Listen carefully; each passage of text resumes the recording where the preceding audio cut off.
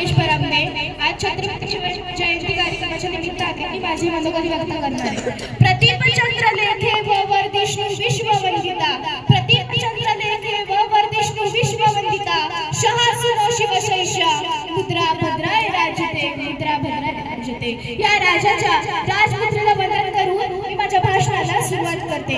एक होते शिवाजी, भीती नव्हती जगाची, एक होते शिवाजी, होती जगाची, चिंता होती परिणामाची, साथ होती आई भवानी व माता जिजाऊची, मोरवली स्वराज्याची। म्हणूनच म्हणतात जय भवानी जय शिवाजी। शिवशास्त्र तो कैलासपती, लंबोदर तो गणपती, नतमस्तक ज्याच्या चरणी, ज्याने केली स्वराज्य निर्मिती, ज्याने केली स्वराज्य निर्मिती। देव माझा एकच तो राजा शिवछत्रपती, तो राजा शिवछत्रपती। श्रीमंत यादवंत, कीर्तिवंत, सामर्थ्यवंत, यशवंत, जाणता राजा छत्रपती शिवाजी महाराज यांच्या पावलावरीच अभिवादन करते। क्षत्रिय कुलावंश, सिंहासनाधीश्वर, श्रीमंत श्री श्री श्री छत्रपती शिवाजी महाराज की जय। जय भवानी। 19 फेब्रुवारी 1730 हा सोन्याचा दिवस। अशा मंगल क्षणी शिवनेरी किल्ल्यावर एका सिंहाचा जन्म झाला। तो सिंह म्हणजे शिवाजी राजे भोसले होय। त्यांचा जन्म शिवनेरी किल्ल्यावर झाल्यामुळे त्यांचे नाव शिवाजी ठेवले गेले। ते शहाजी राजे भोसले आणि जिजाऊंचे पुत्र होते। जिजाऊंनी लहान वयात शिवरायांना उत्तम शिक्षण दिले। त्यांनी रामाच्या, भीमाच्या, कृष्णाच्या, अभिमन्यूच्या व महाभारताची कथा सांगत असे। आणि याचाच परिणाम म्हणजे काय, शिवरायांमध्ये नैसर्गिक नेतृत्वाची गुणवत्ता दिसू लागली। दादा कोंडदेव त्यांचे गुरु होते। त्यांनी लहान वयात शिवरायांना उत्तम शिक्षण दिले। त्यांनी तलवारबाजी, दांडपंथ अशा अनेक खेळांमध्ये तरबेज केले। वयाच्या 12 वर्षापर्यंत शिवरायांमध्ये अनेक कला विद्या त्यांच्याशी परिचय झाले। तर ही घटना आहे 1645 पुण्याच्या रायरेश्वर मंदिरात शिवराय व त्यांच्या सहस्त्र पावला म्हणतात, गड्यांनो आता आपला मार्ग ठरला, आता आपण आपल्या ध्येयासाठीच लढायचे, आपले प्राण अर्पण करण्यासाठी सदैव तत्पर राहायचे। आता परक्यांची गुलामी नको, तुमचे माझे सारे स्वराज्य स्थापन करायचे। असे शिवराय व त्यांच्या सहस्त्र पावलांनी त्यांचे ध्येय म्हणजे हिंदवी स्वराज्याची स्थापना यांची शपथ रायरेश्वर मंदिरात दिली।